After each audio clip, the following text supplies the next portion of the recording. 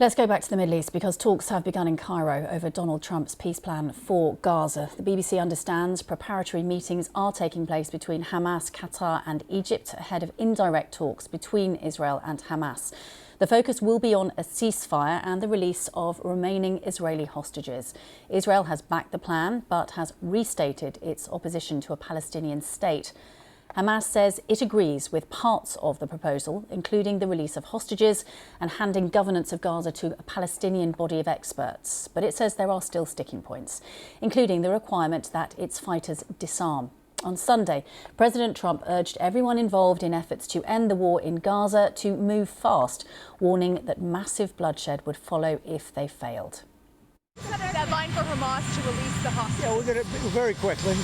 We had some very good meetings. The countries of the world, a lot of the countries surrounding Israel, frankly, Muslim, Arab, and many others have had great meetings with Hamas, and it looks like it's working. So we'll wait for a little while, see how it all turns out. When will the administration begin firing? I think it'll work very quickly. I think it's going to go very quickly. The meetings seem to be very good. We'll find out. We'll let you know soon. Well, Rushdie Abu-Alouf is the BBC's Gaza correspondent, currently based in Istanbul, and he has been following all the latest developments. Well, look, last night the Hamas largest delegation since the war, about 11 members, including the 5 members of the negotiation team, and especially the official who was in charge of the Palestinian prisoners in the Israeli jail, because the first stage would involve exchange of Israeli hostages with 250 Palestinian who serve long sentences in the prison or life sentence in the prisons, and about 1,500 Palestinians who were arrested after 7th of October attack by Hamas. All of them are from Gaza. So there is a high-level Hamas delegation which involved most of the Hamas leadership outside.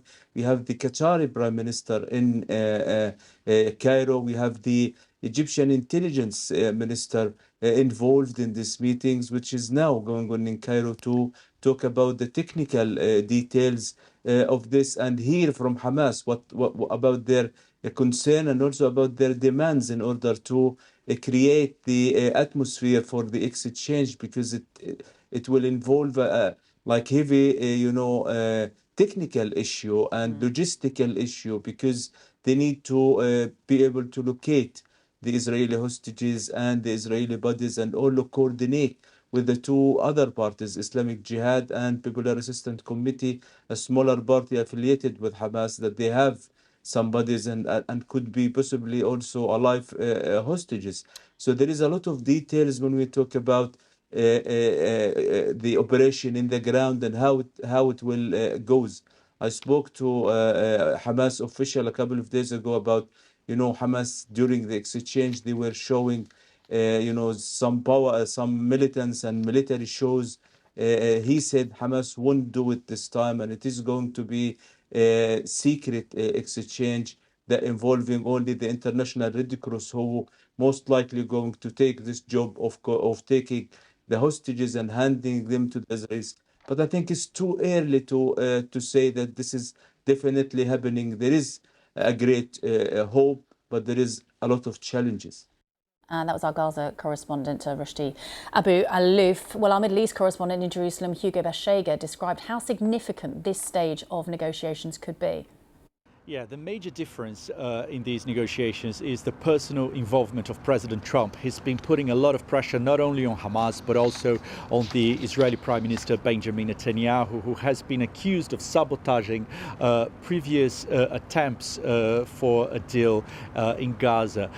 Will this be enough? Well, we still don't know. So what is happening today is the first day of negotiations over the first phase of this 20-point plan that was announced by the president last week. The release of the remaining hostages, both living and dead, in return for Palestinian prisoners from Israeli jails, and a withdrawal of Israeli troops from parts of Gaza. But this morning there have been reports suggesting major differences already over the names of the Palestinians to be freed, and also over the scale of this withdrawal of Israeli troops from Gaza. And this is only the first phase in this process. because the main and most difficult elements are going to be discussed later. What are the guarantees that the mediators will be able to give to Hamas, that Israel will not resume the war after the war is after the hostages are freed? What about the question over Hamas's disarmament? What about the question over who is going to govern Gaza once the war is over? So these have been key obstacles in negotiations in the past. So there is a sense of hope, a cautious optimism, but major differences remain. There is momentum for a deal, but no guarantees that one will be reached. And Hugo, how much pressure will the Israeli Prime Minister be feeling, both from President Trump, who's made it very clear he wants something to happen very quickly, but also from the Israeli population? Exactly. There has been, it seems, pressure from the Prime Minister, indications in recent days that the President is irritated and impatient with Benjamin Netanyahu. But there's also pressure, domestic pressure on the Prime Minister. Polls have been consistent in Israel, suggesting that most Israelis want to deal with Hamas for the hostages to be freed and for the war to end. And on Saturday, there was a huge protest in Tel Aviv with tens of thousands of people urging the Prime Minister to strike a deal with Hamas for the hostages to be freed and for the war to end. There is fatigue. This is a country that remains deeply divided, but it is also exhausted after 2 years of war. Israelis are aware of the damage that the war has caused to the country's image, Israel's growing international isolation. But there's also the political element to all of this, with the Prime Minister facing pressure from some radical members of his coalition who have threatened to quit the government if there is any kind of deal with Hamas, which could lead to the end of his governing coalition. So pressure on the Prime Minister from multiple sides as these negotiations start.